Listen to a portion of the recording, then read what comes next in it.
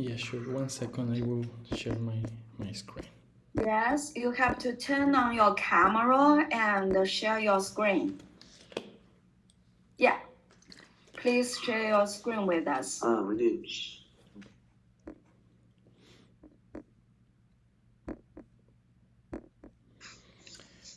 Great, so I think it's done, right? So I hope you can see the screen. This is William. As you can see on the screen, the influence of the Belt and Road Initiative on corporate... Sorry, we can't see your screen. You can't? Really? Can't. Wow.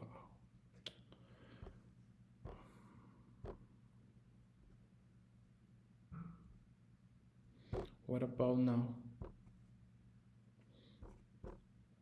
Yeah, perfect. Yeah, I'm so sorry. Yes, we can see. So basically, the influence of the Belt and Road Initiative on corporate innovation. This is a quick summary of the chapters that I did for this particular document. This is just for reference. Now, regarding the significance of the study, we all know how important is the Belt and Road Initiative. More than 140 countries have joined the program. The Chinese government has invested more than 60 billion. And this is a program that has been running for more than 10 years, so we all know that this is quite important for China and the world. Now, when I was doing the literature review, I would say no authors would doubt that this program was quite important to improve international trade and connectivity. However, what they suggested was that there is still limited knowledge regarding the micro level impact directly on Chinese enterprises. So, in one hand, we know this is important for global connectivity, international trade, but how does influence the enterprise itself here in China is quite relevant. So, corporate innovation, as mentioned in the title, so it is important for companies that want to survive, and most importantly, a vast amount of resources are needed for companies that want to innovate. And I would say one of the main arguments for the development of this document is the fact that some authors found that state-owned enterprises are focusing on projects on infrastructure construction all around the globe.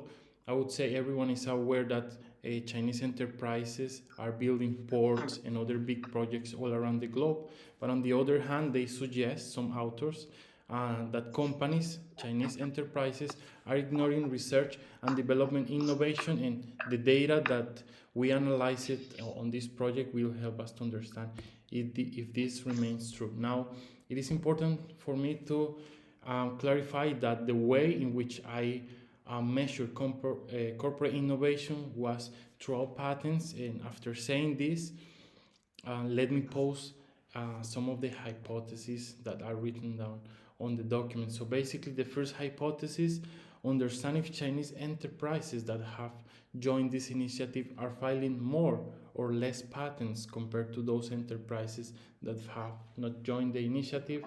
The hypothesis 2 is to understand if these enterprises are reducing or increasing their financing constraint after joining this project. We saw that companies that need to innovate, they do require high amount of resources, so this is something quite important for us to understand.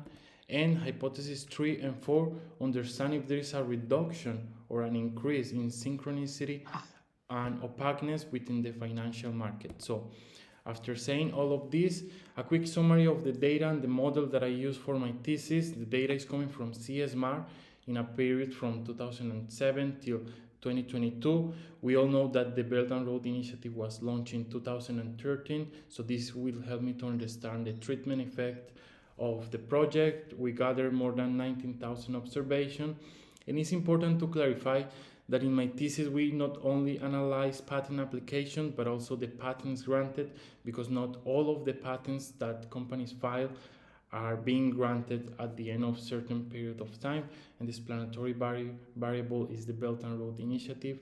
And written down at the bottom of the screen you have the model that I use. Now, it is important also for me to clarify that in China we have 3 types of patents: invention patents, utility patents, and design patents. And the data suggests that companies are prioritizing invention patents and this is something that is natural as long as this is the most important type of patent that exists not only here but all around the globe.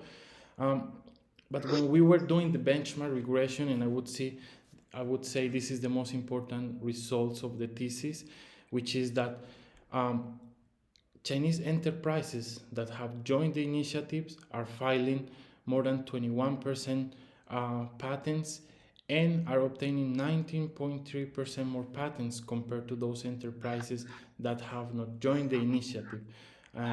With this table, with this benchmark regression, I'm able to validate the hypothesis 1A, and we did also run a parallel trend to understand what was the behavior of these companies regarding the filing process of patents, and we found that the program does influence the patent application and the patents granted. As I mentioned before, 3 types of patents in China, and we found that the Belt and Road promotes innovation and utility patents. There is no significance when analyzing design patents. We did run a propensity score matching for this thesis. For us, it was important to compare the data of Chinese enterprises that are in the Belt and Road with other Chinese enterprises that for some reasons haven't joined the program, and we find, as you can see on the screen, that the results are still significant even after comparing with similar Chinese enterprises. As mentioned at the start of my presentation, financing constraint is important for companies that want to innovate, and we see that the project, the Belt and Road, alleviates the financial constraint, and this helps us to validate hypothesis 2A.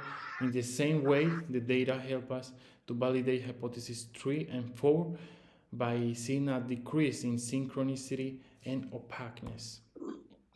We did find a mediation effect as part of the results toward the total factor productivity. We found that the state-owned enterprises are getting a higher level of patent application, and I would say this result is natural as long as the Chinese government promotes that their enterprises go abroad. There were other confounding events at the time that the Belt and Road was launched, and we still find that the results are significant even after controlling all of these projects at the same time. So a quick summary of the results for my thesis. The Belt and Road does encourage innovation, and we found that there is a reduction in an increase for the access to financing. And also, the document helps us to improve our understanding of the Belt and Road innovation, Belt and Road influence on innovation, and also what is the role of the patents in driving total factor productivity. So this would be like a quick summary of my thesis, and I deeply appreciate all of your time.